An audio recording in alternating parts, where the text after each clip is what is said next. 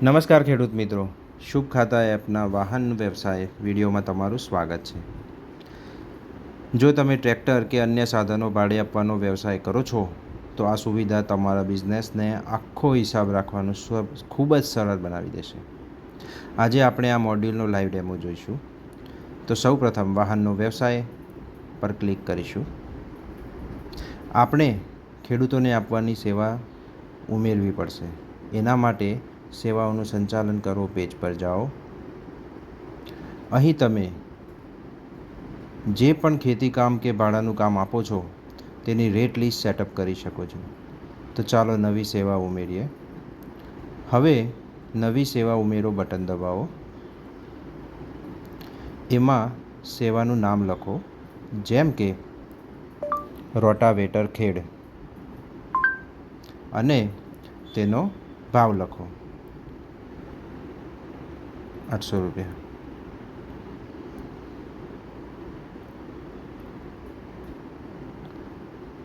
હવે આ રેટ કલાક દીઠ છે, વીઘા દીઠ છે કે એકર દીઠ છે એ એકમ સિલેક્ટ કરી તમે સેવ કરી શકો છો.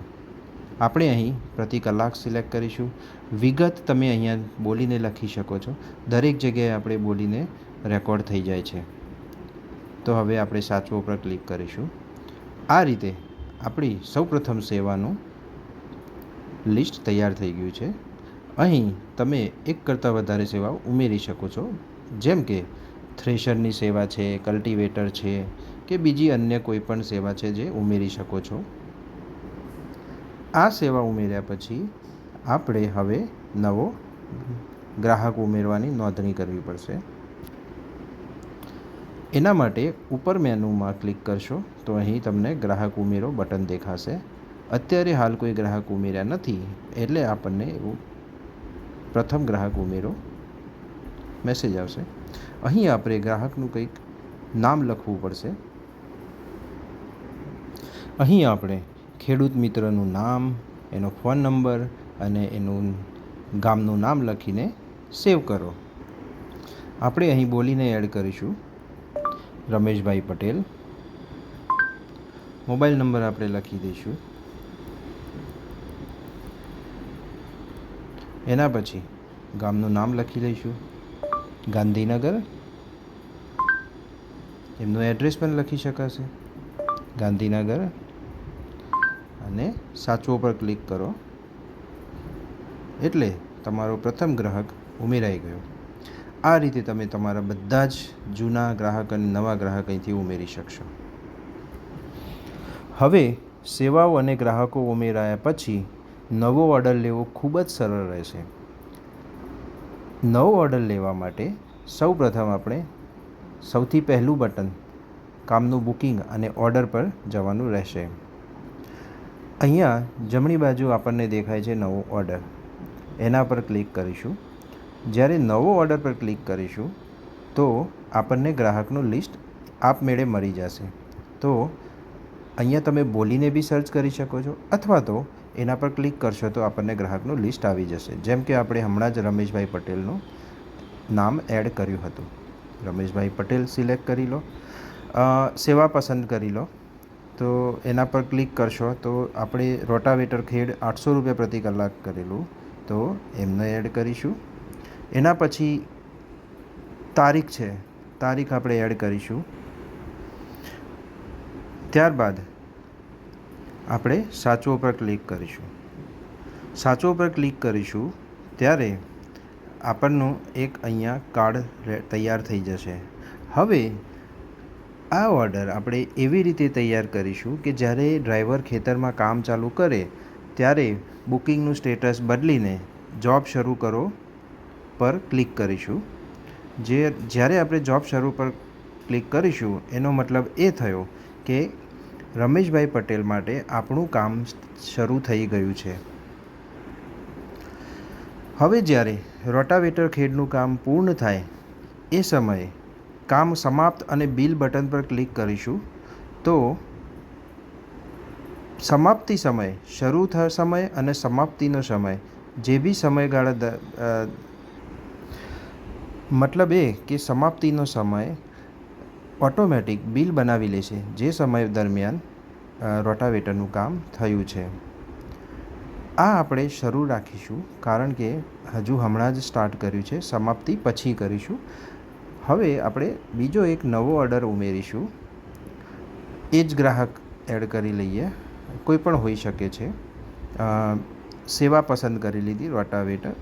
હવે આ બતાવવાનો ઉદ્દેશ એ છે કે ઘણીવાર આપણે ઓલરેડી કામ પૂરું થઈ ગયું હોય, એમનો ઓર્ડર જો નોંધવો હોય તો પૂર્ણ તરીકે માર્ક કરો, આપણે અહીં ક્લિક કરવાનું રહેશે અને શરૂનો સમય અને સમાપ્તિનો સમય એ બંને સમયે આપણે અહીંયા સેટ કરીશું.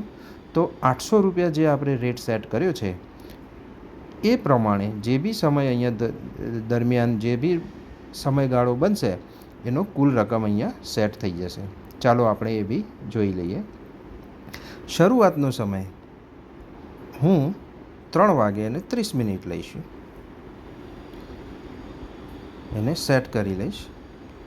સમાપ્તિનો સમય 6:30 લઈશું, સેટ કરીશું. એનો મતલબ એ થયો કે 3 કલાકનો સમયગાળો રોટાવેટરનું કામ થયું છે.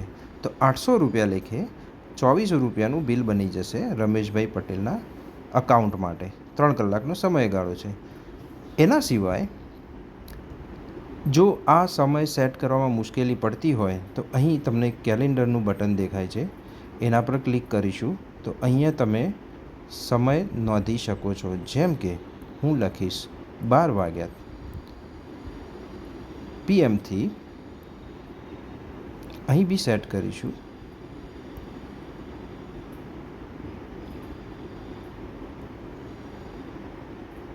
2:30 PM.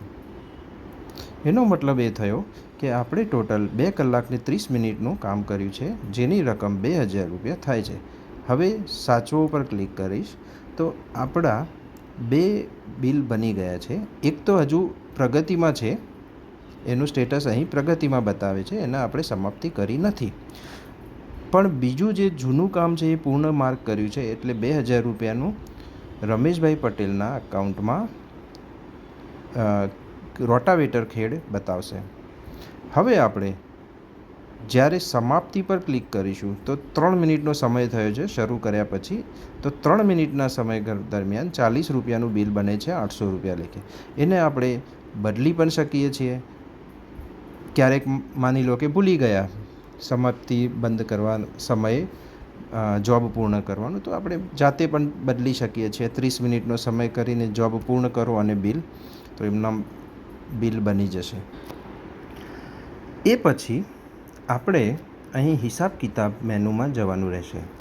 હિસાબ કિતાબ મેનુમાં દરેક કસ્ટમરનું અહીંયા તમને હિસાબ કિતાબ ડિસ્પ્લે થશે. એમાં રમેશભાઈ પટેલ આપણને બતાવે છે જેમનું 2400 રૂપિયાનું બિલ છે, એમને હજુ સુધી કોઈ રકમ ચૂકવી નથી અને 2400 રૂપિયા બાકી બતાવે છે. વ્યવહાર ઇતિહાસ બતાવો પર ક્લિક કરીશું તો એમના કામની બધી જ હિસ્ટ્રી અહીંયા ડિસ્પ્લે થશે.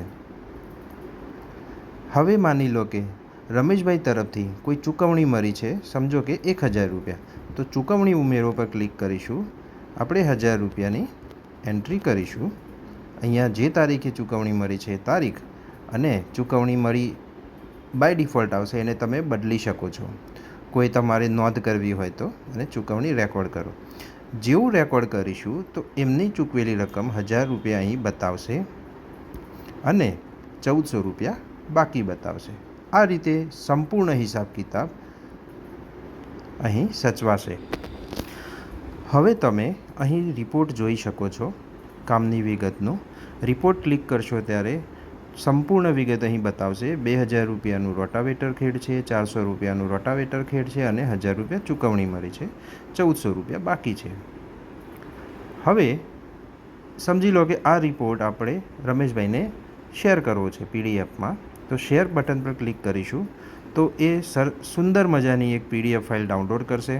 એ પીડીએફ ફાઇલ તમે ઓપન કરીને બી જોઈ શકો છો અને ખેડૂત મિત્રને શેર પણ કરી શકો છો.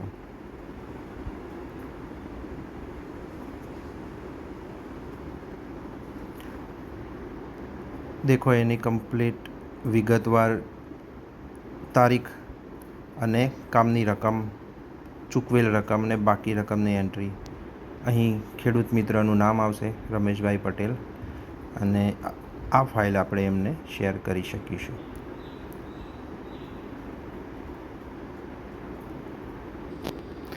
હવે વાહનની આવકની સાથે તેના પાછળ થતો ખર્ચ પણ નોંધવો એટલો જ જરૂરી છે. એના માટે વાહનના ખર્ચ પેજ પર જાઓ. અહીં તમે ખર્ચ ઉમેરી શકો છો. એના માટે ખર્ચ ઉમેરો પર ક્લિક કરો અને અહીં તમે ખર્ચની કેટેગરી પસંદ કરી શકો છો, જેમ કે ડીઝલ, ડ્રાઈવરનો પગાર, રિપેરિંગ કે અન્ય સિલેક્ટ કરી શકો. આપણે અહીં ડીઝલ સિલેક્ટ કરીશું, ખર્ચાની તારીખ સિલેક્ટ કરીશું અને રકમ નાખીશું અહીંયા 500 રૂપિયા. અહીંયા આપણે નોંધણી પણ કરી શકીએ છીએ, જેમ કે 500 રૂપિયાનું ડીઝલ ભરાવ્યું. અહીં રકમની વિગત સિલેક્ટ કરી શકો. રોકડ વ્યવહાર હતો, બેંક ટ્રાન્સફર કે કોઈ યુપીઆઈ છે, અને સાચવો પર ક્લિક કરીશું. આમ તમે વાહનના બધા જ ખર્ચાની અહીંયા ઉમેરો કરી શકો છો, જેથી તમને સંપૂર્ણ નફો નુકસાનની માહિતી મળી શકે. આનાથી તમારા બિઝનેસનો સાચો ખર્ચ ટ્રેક થશે. હવે આખા મહિનાની કમાણી અને હિસાબ જોવા માટે સૌથી છેલ્લું વ્યવસાય અહેવાલો સેક્શનમાં જાઓ. અહીં તમે ફિલ્ટર સેટ કરીને કુલ કમાણી, વાહનના ખર્ચા અને તમારો ચોખ્ખો નફો એક જ જગ્યાએ જોઈ શકો છો. તેમજ ગ્રાહકોના રિપોર્ટમાં કોની પાસે કેટલા લેવાના છે એ પણ અહીં જોઈ શકીએ છીએ.